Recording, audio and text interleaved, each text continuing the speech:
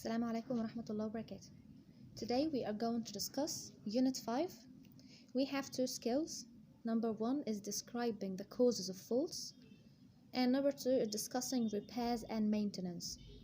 Number 1, we are going to know how to describe the causes of faults. In the previous or in the last unit, Unit 4, we discussed the procedures of design, the stages of design. ناقشنا المراحل التصميم. احنا خلاص هنا بقى وصلنا ان احنا صنعنا خلاص صنعنا، عايزين بقى نعرف ايه هي الاخطاء اللي موجودة في اللي احنا صنعناه ده. يبقى we are going to know how to describe the causes of fault. Before we can know how to do this, we are going first to discuss some strategies for preventing technical problems in the first place. في بعض الاستراتيجيات اللي احنا ممكن نستخدمها علشان نمنع ان في مشكلات تحصل اصلا من الاول. We have 4 kinds of strategies. Number 1 is checklists. Checklists. A checklist is a type of job aid used to reduce failure by compensating for potential limits of human memory and attention. هي عبارة عن أداة مساعدة. التشيك ليست عبارة عن أداة مساعدة بتساعدنا إن احنا نقلل نسبة الأخطاء. إزاي؟ إن احنا بنكتب كل حاجة إن احنا ممكن ننساها. طبعا احنا العقل البشري هو بيستحمل إن احنا نحط فيه معلومات كتير ولكن بننسى. فالتشيك ليست دي بتساعدنا ان احنا ما ننساش. احنا حاطين كل حاجة احنا عاوزين نعملها، ولما بتحصل بنعمل تشيك. زي مثلا عندنا to-do list. Some people have a list which they call to-do list. It means that it's a list of the things that I want to do. It's a generally useful tool in everyday life. It's not just in the business field or in the practical field in working, but in everyday life. زي الليست كده اللي الناس بتعملها، اللي هو اللي انا المفروض اعمله النهارده. كل ما اعمل حاجه اعمل تشيك، كل ما اعمل حاجه اعمل تشيك. فهي دي. So checklist, we can say simply that it is a list of things to be checked.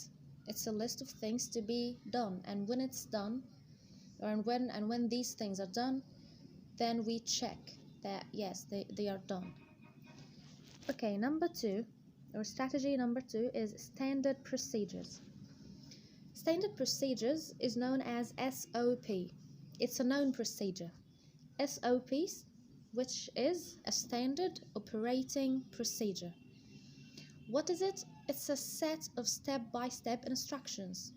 عبارة عن تعليمات أو مجموعة من التعليمات اللي عبارة عن خطوة بخطوة. Complied by an organization to help workers carry out routine operations. بتبقى instructions دي متوظفة عن طريق منظمة ما علشان تساعد العمال بتوعها إن هم يقوموا بالعمليات الروتينية اللي هم بيعملوها. Simply, it's a specific planned way of dealing with situations and problems. Because as we said, it's a standard procedure. So, it's known, it's predicted. If we have a system, لو احنا عندنا نظام، أي نظام بيتكون من ايه؟ Inputs and outputs، مدخلات ومخرجات. So, if we are following a specific procedure, a specific system, then we know the outputs. We can predict them. So, if any problem happened, then this problem is predicted. عارفين المشكلة احنا عندنا النظام، عارفين ايه اللي ممكن ينتج عن العمل اللي احنا بنعمله، فبالتالي اي مشكلة هتنتج احنا عارفين ان المشكلة دي ممكن تحصل. فطبعا عندنا حلول للمشكلة دي، مش لسه هنقعد نفكر، احنا عندنا الحلول اساسا، وممكن كمان قبل ما المشكلة تحصل احنا عارفين وتنبأنا ان ده ممكن يحصل، فنحلها من قبل ما تحصل. اول بس ما نشوف بشاير كده وبدايات المشكلة نعرف نحلها. This is the standard procedure. Okay, number 3, backup installations. What are backup installations? secondary or additional equipment that will work if main equipment fails.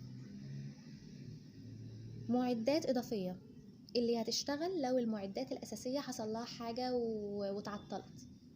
زي ايه مثلا؟ زي الاستبن بتاع الاستبن العجلة بتاع العربية. We have a spare tire, a spare stibn. We have a spare tire. When we have something wrong with the tire of the car, we can use the spare. ممكن نستخدم الاحتياطي دي. This is exactly like in backup installations. backup اللي هي دي السبير، الاحتياطي، المدد، دي معنى كده مدد. زي مثلا في in detective movies and in detective films، في الأفلام البوليسية والحاجات دي، they call for backup when there is a police enforcement, for example, or police force that are doing an operation. They call for backup. بيطلبوا مدد، بيطلبوا ناس أكتر تجيلهم. فدي زيها backup، يعني حاجة زايدة، حاجة زيادة. Okay, number 4. Planned maintenance. Planned maintenance صيانة ولكن مخططة. في صيانة دورية، في صيانة مخططة. الصيانة الدورية دي طبعا لو ما فيش حاجة غلط مع المعدات خلاص مش هنغيرها. إنما planned maintenance is replacing parts at planned times even if they are not worn out. كل فترة بنعمل صيانة في وقت مخطط ووقت معروف انت هتعمل في الوقت هو. هتبدل كل الأجزاء اللي موجودة في اللي انت بتعمله صيانة حتى لو ما حصلهاش حاجة. This is planned maintenance. لأن as we are going to see in the exercises, there are many faults in the things that we construct that are not caused by a worn out. في أخطاء كتيرة بتحصل في المعدات ما بيبقاش سببها إن هي حصل لها تلف، بتبقى حاجات تانية. فبالتالي ال planned maintenance helps to reduce the failure of such constructions by replacing the parts even if they are not worn out. Okay, now let's move to the actual description of the causes of faults. What did we say? We said that we are going to know how to describe. Describe means that we are going to use adjectives. احنا بنوصف حاجة، بنوصفها باستخدام ايه؟ باستخدام الصفات. Okay, we are going to discuss, or we are going to know how to describe the faults, the causes of faults. So we are going to use negative. So these adjectives are going to be in the negative form. Okay, so what we're going to discuss is negative prefixes for adjectives describing causes of faults. Prefixes. What is prefixes? Or what are prefixes?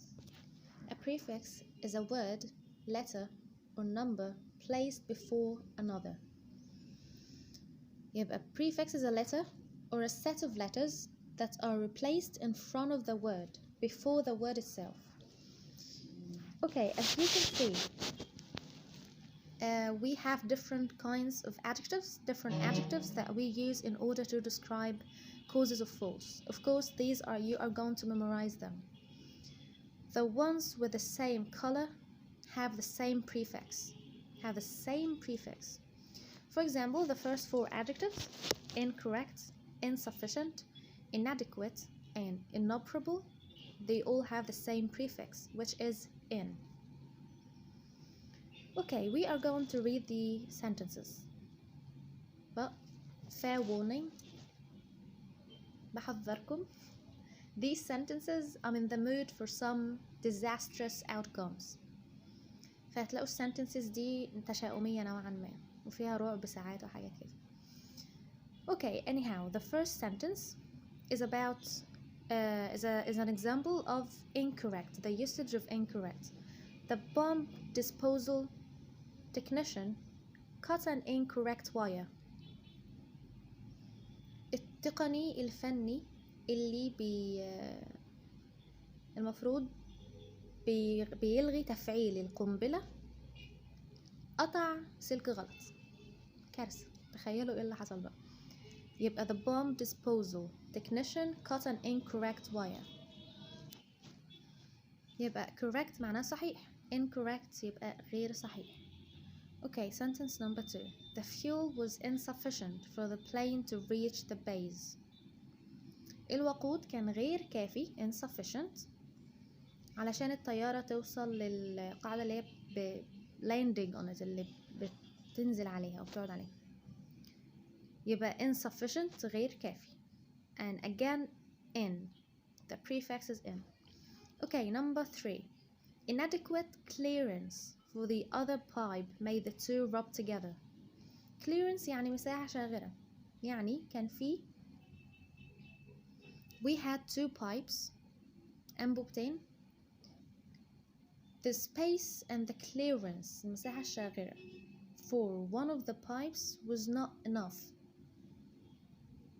ما كانش فيه مساحة كافية عشان الأنبوبة تاخد راحتها، فبالتالي الاتنين rubbed together، الاتنين احتكوا ببعض.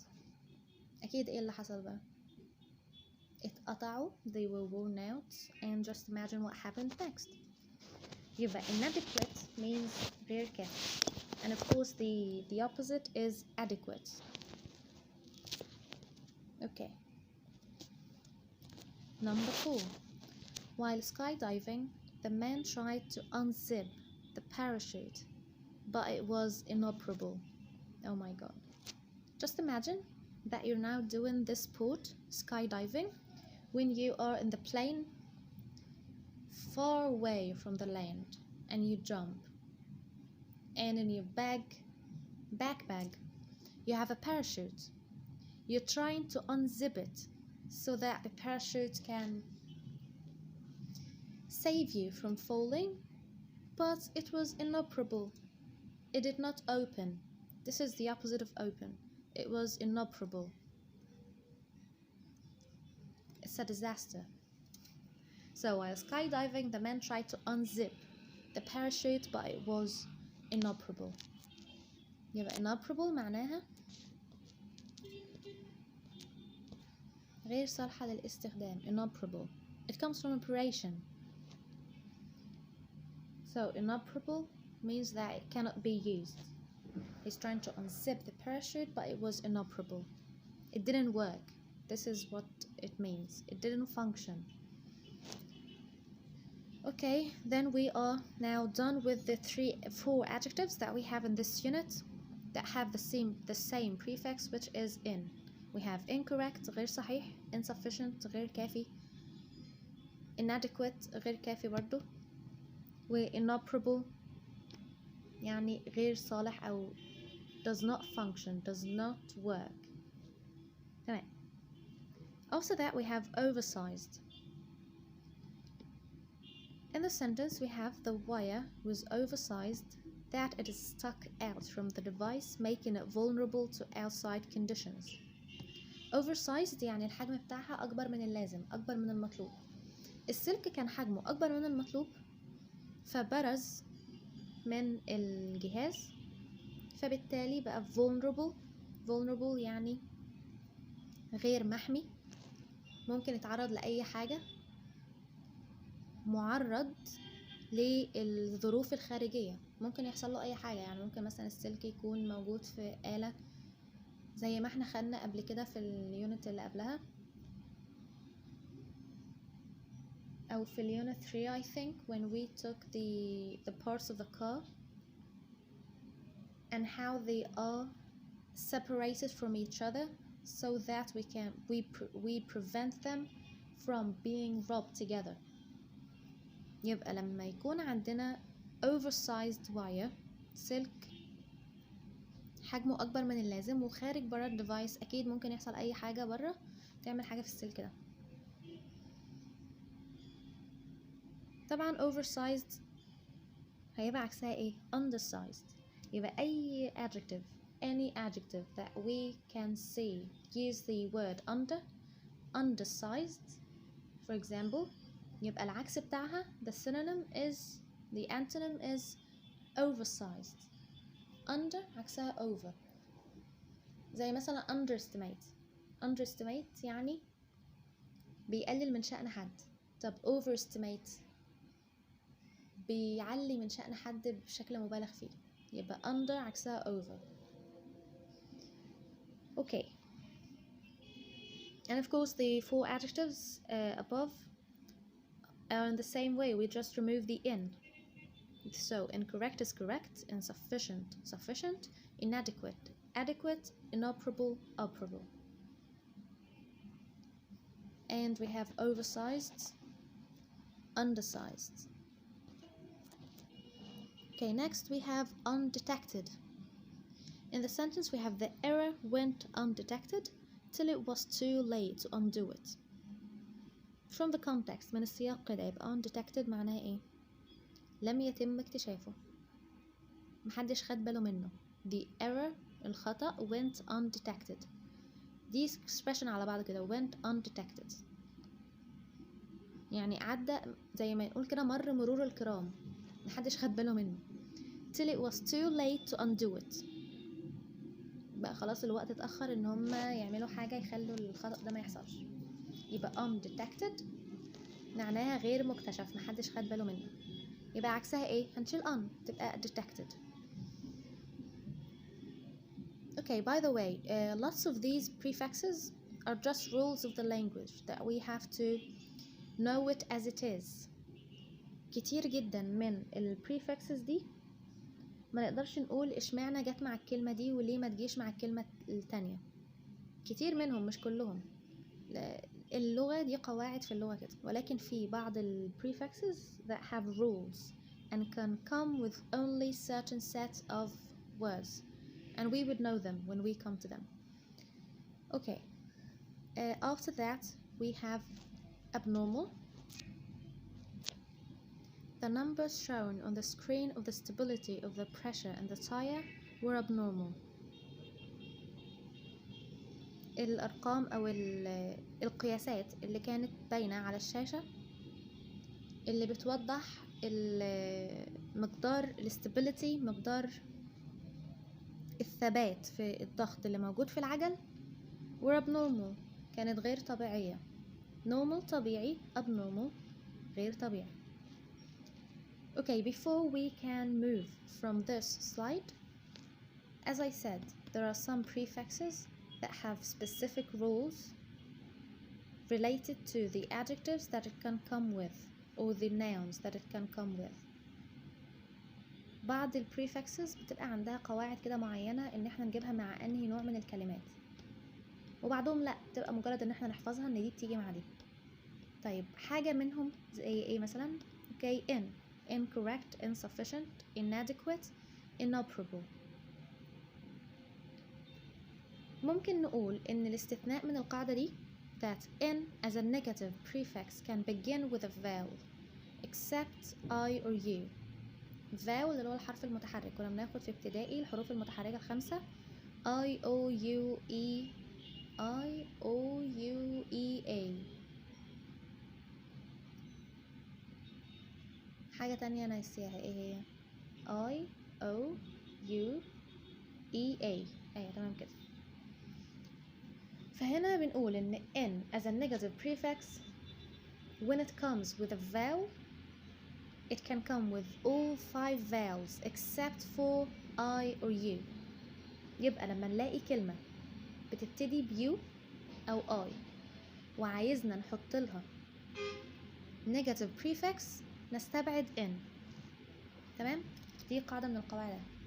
جت كلمة أولها I or U وعايزنا نحط لها negative prefix هنبعد عن in.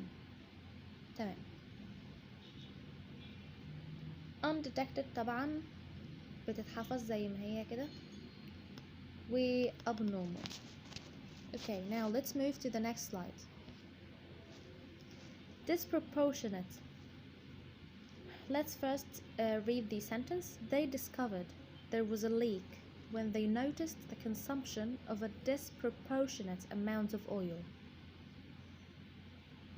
اكتشفوا ان كان في تسرب لما لاحظوا استهلاك غير مكافئ او استهلاك غير متجانس بكمية من النفط oil. يبقى disproportionate يعني غير متجانس او غير متكافئ. معناها ايه الجملة دي؟ يعني مثلا مثلا الطاقة اللي كانوا بيستهلكوها من الآلة اللي بتشتغل بالنفط دي كانت غير مناسبة خالص لكمية النفط اللي استهلكت. يبقى معنى كده ان في ايه؟ ان في ليك، ان في تسرب بيحصل للنفط، لان المقدار اللي هم بيشتغلوا بيه بالآلة دي ما يساويش ومش متجانس مع الاستهلاك بتاع النفط. يبقى disproportionate يعني غير متجانس او غير متوافق معه. Okay. After that, we have irregular. Let's see what it means. The temperature readings in the morgue were irregular. That's why. Oh, that is why. No, we are going to just. Yeah, this is a writing mistake. That's why. The bodies reek. morgue اللي هي المشرحة. يقول لنا ان القراءات بتاعة الحرارة اللي موجودة في المورج و irregular. طبعا عكسها regular اللي هي منتظم. irregular غير منتظم. That is why the bodies reek يعني في ريحة غير لطيفة، يعني العفن والكلام ده. Okay. is one of the negative prefixes that have a rule. What's the rule of IR? The rule of IR is that when we take the IR as a negative prefix, always we take it with words that begin with the letter R. لما نكون عايزين نخلي كلمة في النيجاتيف فورم، الكلمات اللي بتاخد ال IR كنيجاتيف prefix بتبتدي دايما بحرف ال R، زي ما احنا شايفين كده هنا. irregular. عندنا مثلا كلمات تانية زي rational يعني منطقي، عكسها irrational. عندنا resistible عكسها irresistible. يبقى IR as a negative prefix takes the words that always begin with the letter R. Okay. After that we have imbalance. A man who was trying cluster ballooning stayed in the air for a long time because of imbalance between his weight and the number of balloons. الكلاستر ballooning اللي هي زي فاكرين فيلم animation لما جاب بالونات كتيرة كده من الهيليوم وحطها في البيت بتاعه والبيت بتاعه بقى بيطير. هي دي الكلاستر ballooning بس على كرسي بقى. طبعا انتم في Unit 3 you were supposed to have this cluster ballooning, something about cluster ballooning in skill 4, but of course it was not in your book. يبقى imbalance يعني عدم توازن. طيب احنا هنا بنقول ان balance بتاخد m، امال ايه الكلمة في balance بتبقى unbalance و imbalance؟ ايه الفرق بينهم؟ imbalance is a noun. يبقى m is the negative prefix that comes with the noun balance. أما un is the negative prefix that comes with the verb balance. Got the idea? يبقى imbalance هنا نفي للاسم، إنما unbalance تبقى نفي للفعل. Okay. فهنا بيقول إن الرجل اللي كان بيحاول يمارس الرياضة دي، بقت رياضة على فكرة cluster ballooning دي بقت رياضة stayed in the air for a long time because of imbalance عدم توازن between his weight الوزن بتاعه and the number of balloons وعدد البالونات اللي هو كان مستخدمها. عدد البالونات كان كبير جدا مقارنة بوزنه، فما حصلش توازن، فبالتالي ما عرفش ينزل تاني، فضل فوق كتير. Okay. After that we have malfunction. احنا كل ده بقى كان رعب وحاجات و disasters وكوارث، نختم بقى بجملة حلوة كده. Malfunction. Hey, you did not win fair and square. There is a malfunction in this joystick you gave me. Of course, this thing we say to our friends when we are playing with them video games and they win and we lose. We we tell them that hey, the joystick have something in it, the joystick is not working properly. يبقى malfunction يعني عطل. يبقى انت ما فزتش. fair and square is an expression means بالعدل يعني. انت ما فزتش بشطارتك، ما فزتش بالعدل. there is a malfunction in this joystick you gave me. بالدراع اللي انت عطيتهولي، في عطل في الدراع اللي انت عطيتهولي. تمام. This is the end of the slides. يبقى احنا خدنا في السلايدز دي أول حاجة the strategies that we are to follow in order to prevent any technical problems. وتاني حاجة okay, there are technical problems. How can we describe the causes of these faults? ازاي نوصف الأخطاء دي؟ وبنوصف فبالتالي بنستخدم صفات او بنستخدم اسماء او ايا كان نوع الكلمه اللي احنا بنستخدمها. فاتكلمنا عن ان احنا بنوصف خطأ، يبقى هنستخدم negative prefixes. خدنا اكتر من كلمه اللي كانوا موجودين في التمارين، دول اللي موجودين في التمارين، وقلنا كل واحده معناها ايه. Now let's move to the exercises. Describing the causes of faults. Number 8. Look at the following strategies for preventing and dealing with technical problems in aviation. In pairs, discuss what is meant by the following terms and how they are used by engineers and pilots. Of course, these 4 strategies are the ones that we discussed in the slides. Number 1, checklists. Simply put, we say that checklists are lists of things to be checked, like the to-do list. Number 2, standard procedures. Standard procedures are specific planned ways of dealing with situations and problems, which means that the output is predicted.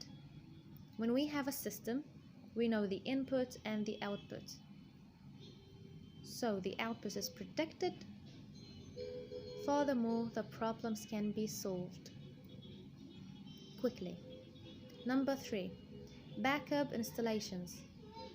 They are secondary or additional equipment that will work if main equipment fails. Number 4, planned maintenance. Planned maintenance, replacing parts at planned times even if they are not worn out. Yeah, planned maintenance means replacing parts at planned times even if they are not worn out. Okay, let's move to 9a. Read the article on the right and answer the following questions. First, we are going to read the questions. Number 1, how did the problem start? Number 2, what were the initial unseen consequences? Consequences means العقبات. What results from doing something? And number 3, what were the subsequent consequences?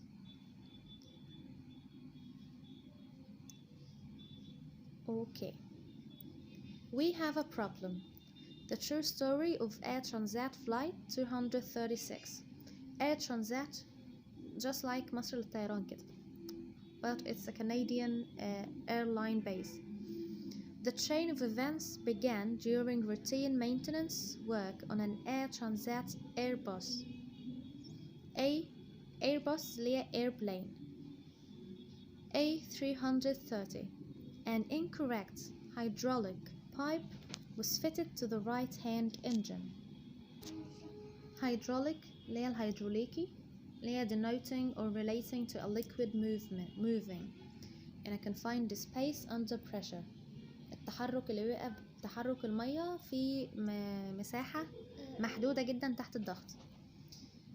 Okay, was fitted to the right-hand engine. The component was oversized, leaving inadequate clearance with an adjacent fuel line. Adjacent means next to or adjoining something else. حاجة جنب حاجة. يبقى بيقول هنا ان ال incorrect hydraulic pipe الأنبوبة دي كانت موجودة في المحرك اللي في جهة اليمين، كان ضخم جدا oversized أكبر من اللازم، فما سابش مكان كافي لأنبوبة تانية مجاورة ليها adjacent fuel line. ما سابش مكان لخط سير وقود. subsequently كنتيجة the two pipes rub together causing the fuel line to wear progressively. يبتلى ويتقطع تدريجيا.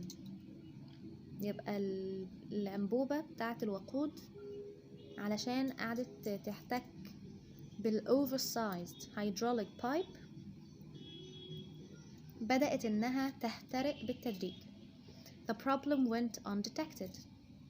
محدش اكتشفها until the night of August 24, 2001 at 35,000 feet above the Atlantic. لحد الليلة 24 أغسطس 35,000 قدم فوق المحيط الأطلنطي. With flight 236 en route from Toronto بلد في كندا اسمها تورونتو to Lisbon بلد في a city in Portugal city في البرتغال carrying 306 people. The fuel line ruptured means break or burst suddenly. انفجر resulting in a major leak. تسرب. Less than 2 hours later, the aircraft was completely out of fuel. خلاص الطيارة ما عادش فيها وقود خالص من التسرب اللي حصل ده. Gliding silently through the night sky. Gliding means ينزلق. Gliding going up and down in the night sky. يبقى المشكلة كانت في ايه؟ ان كان في hydraulic pipe, oversized hydraulic pipe ما سابتش مسافة للfuel line، فالfuel line dropped together with the hydraulic pipe resulting in wearness. It got worn out.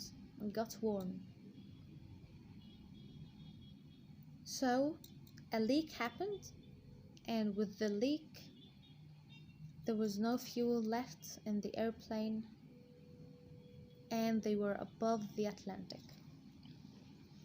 Okay, now let's answer the questions. Number 1, how did the problem start? An incorrect oversized hydraulic pipe was fitted to the right-hand engine. Okay, number 2, what were the initial unseen consequences? Number 2, the pipe rubbed against a fuel line. هو ده اللي هم ما خدوش بالهم منه. The pipe rubbed against a fuel line. Number 3, what were the subsequent consequences? ايه بقى اللي كان مترتب على الحاجات دي، على العقبات دي؟ هتبقى the fuel line ruptured resulting in a major leak. تمام. Now move to 9B. Complete the sequence of events that followed the fuel leak on the Airbus A330 using the extracts from A to D. احنا المفروض هنا عندنا اكتر من حاجة هنملاها. عندنا at 4:58 هنشوف ايه اللي حصل في الوقت ده، at 5:36 at 6:13 and at 6:27. الأول هنقرأ. يبقى احنا من A, B, C and D هنحط كل واحدة في وقت من الأوقات دي. نقرأ الأول اللي تحت وبعدين نشوف اللي فوق. Okay, number A. An alarm sounded. A red master warning lit up and the message ENG1 fail came up on the screen. Lit up comes from light. Lit up is the past simple of light up. يبقى في صوت alarm طلع والزرار الأحمر نور وظهرت الرسالة اللي بتقول ENG اللي هو الانجن engine 1 fail. فشل في أول محرك. came up on the screen. Seconds later, the right engine flamed out due to insufficient fuel. flamed out يعني ما عادش فيها نار، ما عادش فيه fuel، ما عادش فيه وقود، فالمحرك اليمين ما عادش بيطلع نار خلاص، ما عادش بيشتغل. Okay, number B. During a routine instrument check, the crew اللي هو طاقم العمل، طاقم الطائرة دي noticed a disproportionate amount of oil had been used by each engine. خدوا بالهم ان مفيش تناسق بين كمية الزيت او كمية الوقود المستخدمة، كمية النفط المستخدم والاستخدام الحقيقي بتاعهم. Oil pressure and temperature readings for each engine were also irregular. الضغط برضو قراءات الضغط والحرارة لكل محرك كانت برضو غير منتظمة. But the levels were found to be within acceptable parameters. بس المستويات بتاعتها كانت في نطاق المعقول، قياسات معقولة، عشان كده ممكن ما خدوش بالهم. Okay, number C. As the aircraft was now powerless and potentially uncontrollable، ما فيش حد عرف يتحكم فيه، an emergency ram air turbine was deployed automatically to generate backup electrical power for the fly-by-wire controls and instruments. Okay, ناخدها واحدة واحدة كده. An emergency ram air turbine. Emergency ram air turbine is a small wind turbine that is connected to an electrical engine.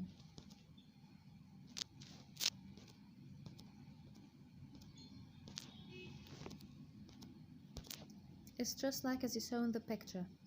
These ram air turbine are used to power chemical spray pumps. They are used as a power source. احنا قلنا ان a right hand engine was out of fuel, didn't work. هما كانوا محتاجين مصدر طاقة تاني، فشغلوا ال ram air turbine دي so that it can generate more power from the airstream. من الهواء بقى اللي موجود في الجو ده يجيبوا طاقة بما ان الانجن ما عادش شغال. Okay.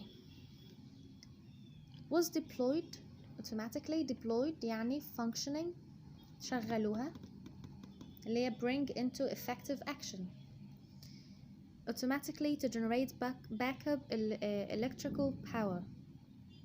backup electrical power as we said. backup يعني احتياطي أو تعددهم، حاجة أكتر، قوة كهربائية أكتر for the fly-by-wire controls. إيه هي fly-by-wire؟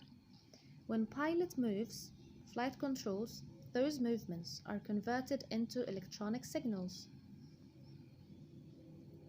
إيه fly-by-wire؟ زي ما احنا كده لما بنكون بنلعب بلاي ستيشن أو حاجة، لما بنضغط على زرار من اللي موجودين في الدراع، هو بيعمل الفعل ده على البلاي ستيشن نفسه وبيتعرض على الشاشة. فهي دي fly by wire. Controls and instruments. However, with the main hydraulics shut down, the flaps and spoilers used to slow the plane before and after landing were inoperable. Flaps and spoilers تبقى في جناح الطيارة أجنحة تانية كده بتتفتح وتتقفل، فدي ما كانتش راضية تشتغل، ما كانتش راضية تتفتح لأن ما كانش فيه مصدر للطاقة. Okay, the co-pilot calculated the plane could remain airborne for 15 to 20 minutes and that largest airspace was an estimated 20 minutes away.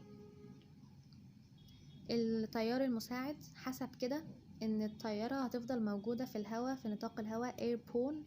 airborne means كده، means انها تفضل موجودة في نطاق الهواء، ما يحصلهاش حاجة وما تقعش، تفضل ثابتة في الهواء كده من 15 ل 20 دقيقة. and that largest airspace was an estimated 20 minutes away. largest airspace a Portuguese a Portuguese Air Force base. مكان الطيارة تنزل فيه في البرتغال، كانت 20 minutes away، على بعد 20 دقيقة. Number D. The crew decided to take action to correct the anomaly, opening a crossfeed valve to transfer fuel from the left tank to the right tank. الطاقم اللي كان موجود على الطيارة قرر ان هما يعملوا حاجة علشان يصلحوا anomaly، اللي هو الحاجة الغريبة اللي موجودة في الكلام ده. anomaly means كده. anomaly the abnormality. It's the same as abnormal. Opening a crossfeed valve. Valve is a device that controls the flow of a fluid. الفالف اللي هو الصمام زي الصنبور that controls the flow of a fluid، المجرى السائل.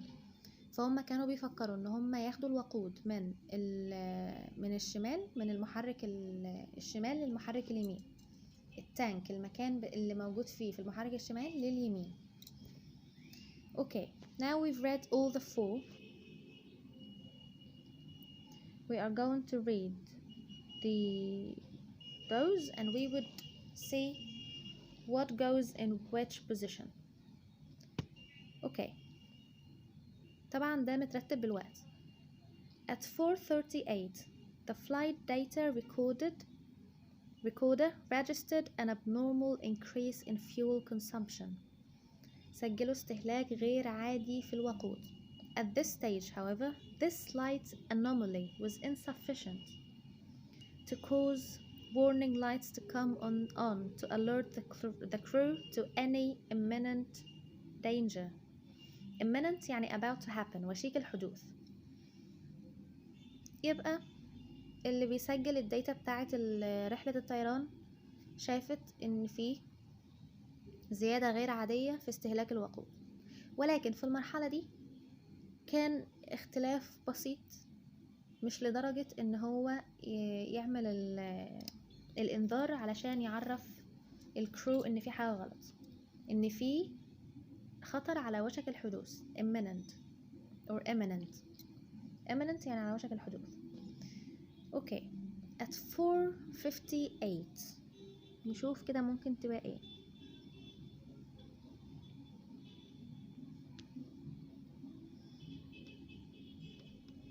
ممكن تبقى B.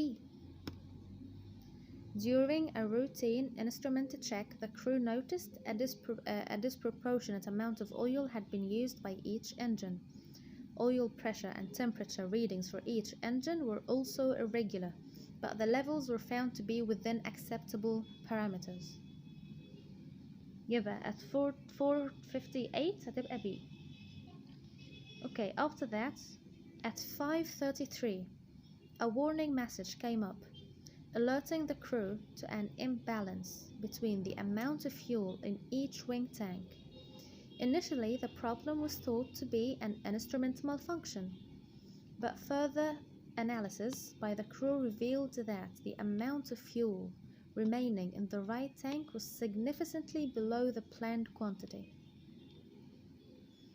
يبقى في الأول خالص قالوا إن كان في باين إن في استهلاك للوقود غير عادي، ولكنه كان حاجة بسيطة مش لدرجة إن يحصل إنذار. وهم بعدها في بي كانوا بيعملوا تشيك للمعدات، فلاحظوا إن في برضو كمية غير متجانسة كده بين استخدام الوقود والاستخدام الفعلي، ولكن شافوا ان المستويات كانت موجودة في acceptable parameters، في قياسات معقولة. بعدها بقى لقوا ان في رسالة تحذير طلعت بتقول لهم ان لأ، ده في فعلا عدم توازن بين كمية الوقود في كل wing tank، في كل جناح، في كل جهة من الطيارة، الخزان بتاع كل جهة من الطيارة. هم فكروا ان المشكلة دي كانت مشكلة في المعدات، عطل في المعدات، ولكن بعدها بعد التحليل بتاعهم للموضوع عرفوا ان لأ،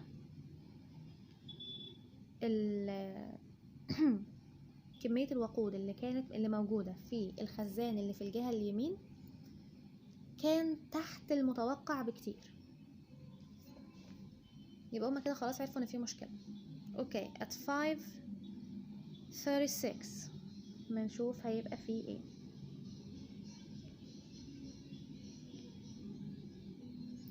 احنا قلنا في اخر حاجة ان هما شافوا ان الخزان اللي في الجهة اليمنى من الطيارة اللي عند المحرك اليمين كمية الوقود فيه اقل من اللي هما كانوا متوقعين. يبقى هيعملوا ايه بقى؟ number D. The crew decided to take action to correct the anomaly, opening a crossfeed valve to transfer fuel from the left tank to the right tank. حبوا يصلحوا الموضوع ده، فقالوا خلاص احنا هننقل الوقود من الشمال لليمين عشان يبقى في توازن بين الاتنين. تمام. نيجي عند 5:45 يبقى احنا اخترنا at 5:36 number D. Okay, now move to at 5:45. As a precaution, كاحتياط, the crew decided to divert to the nearest airport, the largest military airbase in the Azores. Azores تاني a region of Portugal في البرتغال. divert طبعا معناها change from one direction to another. يبقى كاحتياط قالوا ان احنا عايزين ننزل, we want to land in the closest and the nearest airport, which was the largest military airbase in the Azores. تمام. at 6:13 احنا اخترنا B و D, لسه A و C. نشوف انهي واحدة في دول.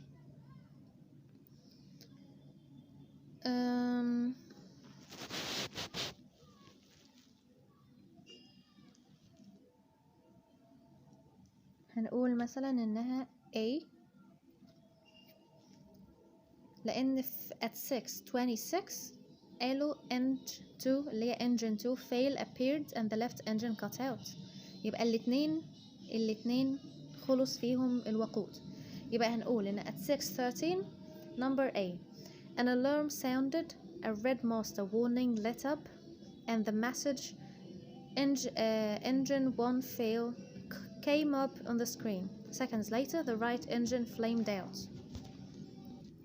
due to insufficient fuel. At 6:26, engine 2 fail appeared and the left engine cut out. Having completely run out of fuel and with both engines now down, the Airbus A330 was gliding, descending at 2,000 feet per minute. نما خلاص المحرك الأول خلاص ما عادش بيشتغل. المحرك التاني هو كمان ظهر لهم انه ما بيشتغلش. محرك الشمال برضه ظهر لهم انه ما بيشتغلش. فخلاص ما عادش فيه وقود نهائي والمحركين بقوا خلاص مش شغالين. الطيارة اللي هي كان اسمها A330 كانت gliding, زي ما قلنا gliding عمالة تتحرك في السماء لفوق وتحت فوق وتحت. descending at 2000 feet per minute, عمالة تنزل 2000 قدم كل دقيقة. اوكي at 6:27 طبعا ما عادش فاضل غير C. The aircraft was now powerless and potentially uncontrollable. An emergency ram air turbine, قلنا اللي هي المروحة اللي بتشتغل كمصدر تاني للطاقة, was deployed automatically to generate backup electrical power for the fly-by-wire controls and instruments. However, with the main hydraulics shut down, the flaps and spoilers used to slow the plane before and after landing were inoperable. The co-pilot calculated the plane could remain airborne for 15 to 20 minutes and that the Jess airbase was an estimated 20 minutes away. At 6:46, with the airport in sight, the landing gear was lowered manually. The pilot then performed a series of spectacular, مذهل, zigzag maneuvers to slow the plane down as much as possible. zigzag اللي هو عمال يعمل شكل الزجزاج دي. maneuvers يعني تحركات بجسم طويل, تطلع وتنزل تطلع وتنزل. to slow the plane down as much as possible.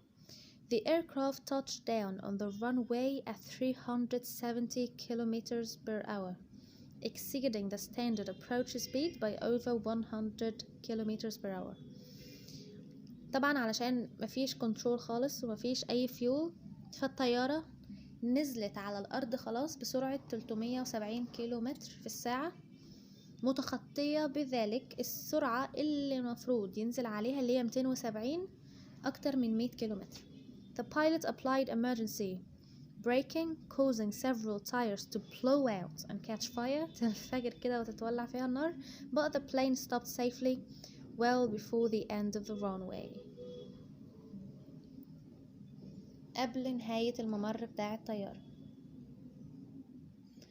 دي قصة حقيقية فعلا، والطيار كان اسمه روبرت بيتشه، وقدر ينقذ كل المسافرين وما حصلش لحد حاجة. he was an expert. اوكي، يبقى احنا في النمبر دي طبعا كان كلام كتير، معلش وان شاء الله ما تتلخبطوش عشان انا كمان كنت متلخبطه اساسا وانا عماله اقرا. فاحنا قلنا ان at 4:58 اخترنا B، at 5:36 اخترنا D، at 6:13 اخترنا A، و at 6:27 اخترنا C. تمام. Now move to the next exercise. C. This is easy because we have already discussed this in the slides. Number C. Make opposites of the following words using the prefixes in the box. Okay. عندنا طبعا أكتر من negative prefix. عندنا ab, this, n هنستخدمها 4 مرات. mel, over and on. ماشي. correct بقت incorrect. undersized oversized زي ما قلنا، أول ما نلاقي under حاجة هنقول over على طول عكسها. adequate هتبقى ايه؟ inadequate. detected undetected. normal abnormal. sufficient insufficient. proportionate disproportionate. regular irregular. balance imbalance. صحيح انا مش فاكره انا قلت دي في السلايد ولا لا، بس m اللي هي im النيجاتيف فورم من الام دي بتيجي بعدها يا اما p او m، يعني m زي impolite ما بيجيش كل الكلمات معاها m، فدي قاعده من القواعد برضو. يبقى عندنا number 9 balance هتبقى imbalance. function malfunction. operable inoperable. تمام. number دي عاوزنا نستخدم الكلمات اللي احنا طلعناها دي هنحطها في الأكمل هنا، هنكمل بيها الإكسرسايز اللي بعده. number D. complete the following sentences using the words in exercise 9C. sometimes more than one word is possible. ممكن أكتر من كلمة تتناسب في نفس المكان. أوكي. number 1. the temperature gauge اللي هو مقياس was faulty. That's why it was giving incorrect readings. incorrect أو ممكن نقول abnormal، قراءات غير صحيحة أو غير اعتيادية. number 2. the shaft was thinner than it should have been, so its strength was inadequate غير كافية. واحنا قلنا ان في كلمتين في السلايدز معناهم غير كافية، كانت inadequate and insufficient. تمام. number 3. the power output from the motor varies. we don't understand why it is irregular. ايه اللي خلانا نختار irregular؟ عشان varies يعني بتختلف، فمادام حاجة بتختلف وما هياش ثابتة على حاجة يبقى هي غير منتظمة، يبقى irregular. number 4. the bull's knot it's too big to fit into the hole. too big يبقى احنا نختار ايه؟ oversized. number 5. the machine's not working as it should. there's some kind of malfunction. عطل. يبقى something that is not working as it should معنى كده ان فيها عطل، يبقى malfunction. Number 6. The braking force on both front wheels should be the same. There shouldn't be an imbalance. Should be the same. لازم يكونوا زي بعض. يبقى there shouldn't be a عدم توازن imbalance. Number 7. The fault was not none of the maintenance technicians had noticed it. يبقى the fault was undetected. محدش شافه، محدش اكتشفه، محدش خد باله منه. Number 8. The control panel isn't working, so you can't control the machine. It's totally inoperable. قلنا inoperable يعني not functioning, not working. يبقى لما يقول ان هي isn't working يبقى it's totally inoperable. تمام. Now let's move to 10A and 10B. 10A is easy. You will just listen to the conversation between two people and you would say if it's true or false. If it's true, then it's okay. If it's false, then you are going to correct and say, okay, so what's the correct statement or sentence? Okay, we are going to read it now. But before that, as usual, we are going to read the questions first. Number 1. The tire pressures on the block being discussed are okay.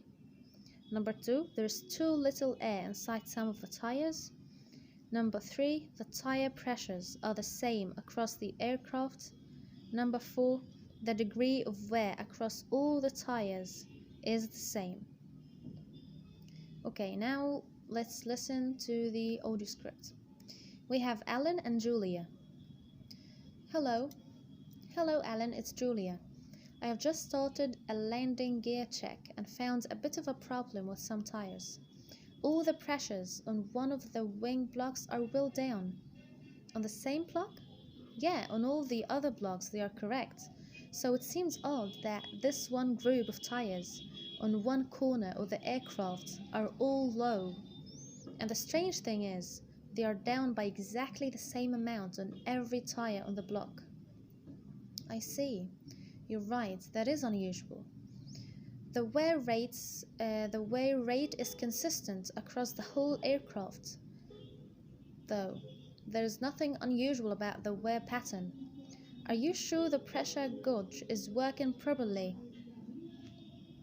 Well, to be honest, you can tell just by looking at the tires that they are down. Right, let me come out and have a look. طيب علشان نفهم هما بيتكلموا عن ايه. هما بيتكلموا عن العجلات اللي موجودة في الطيارة زي ما احنا شايفين في الصورة كده. في جهة يمين او في جهة شمال كل العجل اللي موجود في جهة من الجهات كويس، وفي الجهة التانية الضغط بتاع الهواء اللي موجود في العجل كله قليل جدا. فهم علشان كده مستغربين وبيقولوا هل في مشكلة في الجيج اللي هي او جوج تنطقها زي ما انتوا عايزين، اللي هي القياس. في مشكلة في قياس الضغط. مفكرين مثلا الضغط المطلوب في العجل ده ما كانش هو نفس الضغط اللي هم قاسوا بيه العجل التاني. فهم بيتكلموا ان في منطقة سواء يمين او شمال الضغط بتاع الهواء اللي موجود في العجلات بتاعة الطيارة قليلة جدا، وفي حتة تانية اعلى، وان مفيش مثلا اي مشكلة في العجل نفسها بل في الضغط بتاع الهواء اللي جوه العجلة. وحتى من غير بتقولها في الاخر طيب ما يمكن يكون ده غلط. قالت لها are you sure the pressure gauge is working properly؟ هل الأداة اللي احنا بنقيس بيها ضغط العجل شغالة كويس؟ فقالت لها لا، انت تقدري من النظر تشوفي اذا كان العجلة تحسي انها نازلة كده ومفيش فيها ضغط هواء ولا لا. بس فهي دي هما بيتكلموا عن كده. تمام، نحل بقى ونشوف. The tire pressures on the block being discussed are okay. طبعا false، لان احنا قلنا ان the tire pressures are well down، كلهم نازلين كده في النازل. يبقى number 1 طبعا هتبقى false. لان هي قالت زي ما قلنا ان the tire pressures are all well down. ماشي. number 2 there's too little air inside some of the tires. true. قالت ان block يعني جهة كاملة كل ال air pressure اللي فيها قليل. number 3 the tire pressures are the same across the aircraft. false. only one group of tires is low. number 4 the degree of wear across all the tires is the same. that is true. تمام. ننزل لنمبر B. دي ملهاش علاقة بالexercise 10A ده، ليه علاقة بالexercise 9C. complete the following sentences using words in exercise 9C to make true sentences about the conversation. okay. the tire pressures on the block being discussed are. احنا قلنا ان ال air pressure في التايرز are low. يبقى ساعتها هتبقى ايه؟ incorrect. the tire pressures on the block being discussed are incorrect. غير صحيح or abnormal. مش طبيعي. okay. number 2 there is not air pressure inside some of the tires. she said that the air pressure was low, so we would say that there is insufficient air pressure inside some of the tires, or inadequate. number 3 the tire pressures on that block are not to the rest of the aircraft. في block اللي فيها غير متناسب وغير متجانس مع ال air pressure اللي موجود في البلوك في الجهة التانية، يبقى ساعتها هنستخدم كلمة ايه؟ disproportionate. the tire pressures on that block are disproportionate to the rest of the aircraft. number 4 the wear rate is not across all the tires. نجيب عكسها بقى. احنا قلنا فوق disproportionate مش متجانسة مع اللي موجود في باقي الطيارة، يبقى 4 the wear rate is proportionate across all the tires. متجانس في كل العجل. تمام. number C in pairs discuss the possible causes of insufficient tire pressure in general and the specific problem Julia describes in exercise 10A, and say why each general cause you discussed is likely or unlikely in this case. this is gonna be your assignment. هو السؤال ده جزئين، أنا عايزة الجزء الأول بس. discuss the possible causes of insufficient tire pressure in general and what Julia said. هنشوف ايه هي، نفكر كده مع نفسنا ايه هي الأسباب اللي ممكن تؤدي ان في عجلات فيها الهواء أقل من العجلات التانية. تمام؟ عايزاكوا بس تذكروا الأسباب دي وحاجات برضو من اللي جولي قالتها في الليسننج اللي احنا سمعناه. يعني مثلا انا هقول سبب in general، ده طبعا في العام مش في الطيران بس. in general tires lose air pressure over time progressively. في العادي العجلة بتفقد الهواء مع الوقت، فممكن يكون ده السبب. زي البالونة كده، البالونة بيبقى فيها هواء، لو فضلنا سايبينها كده لفترة شوية شوية بنلاقيها بدأت تفقد الهواء اللي جواها، فده ممكن يكون سبب من الأسباب. أهو أنا عايزة أسباب زي دي بقى. يبقى this is your assignment. tell me the causes of insufficient tire pressure in general and the specific problem Julia describes. تمام؟ and with this we finish Unit 5 Skill 3. we still have of course Skill 4, and that's it for this skill.